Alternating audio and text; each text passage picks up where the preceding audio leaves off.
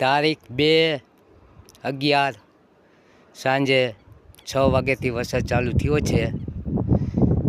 અમારે અડદનું વાવેતર હતું તો આની પહેલાં જ પાણીમાં તણાઈને સાવ ફેલ થઈ ગયું। હજી આમ ઢગલા પીરા છે, જુઓ ભાઈ, દાખરાના ઢગલા પીરા છે, પાણી નીચબો છે। છેલ્લે આશા હતી અમને કે આ તુવેરમાંથી આ વર્ષનું અમે ગુજરાન ચલાવશું, પણ છતાં હાથમાંથી જતું રહ્યું। આ તો બાપલા પાટા બાંધનારા પીરા શું જાણે એના જેવું છે।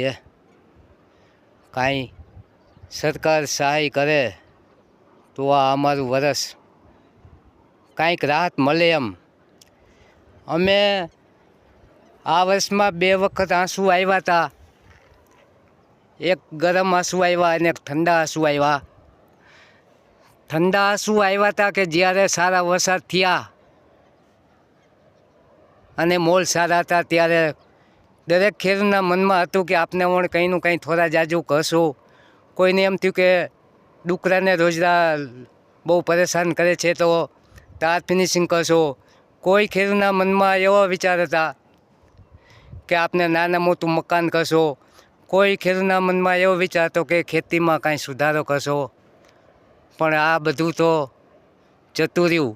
એ ઠંડા આંસુને આજે દિવાળી પછી અમને ગરમ આંસુએ રોવડાવી દીધા કે હાથમાંથી બધું જતું રહ્યું। આ તો બાપલા પાટા બાંધનારો પીરા શું જાણે એ છે। કાંઈક તો ખેડૂતના આંસુ હમું જોવો મારા વાલા, હાથમાંથી કોરિયો છટકી ગયો। છેલ્લે અમને એમ હતું કે આ છેલ્લો આટલો પાક છે તો અમે આમાંથી અમારું વરસ ગુજાર કરશો જેમ તેમ કરીને, પણ છતાં હાથમાંથી બધું જતું રહ્યું। આ તમે જુઓ, 2-3 દિવસમાં આ બધી તુવેર ઊભી હવે પીરી પડીને સુકાવા માંડવાની છે। સરકારને માલુમ કે કાંઈક તમે અમારા ખેડૂત સમૂહ જુઓ। ખેડૂતના આંસુરા લૂસો બાપલા, ખેડૂતના આંસુરા લૂસો। જય કિસાન, જય ભારત।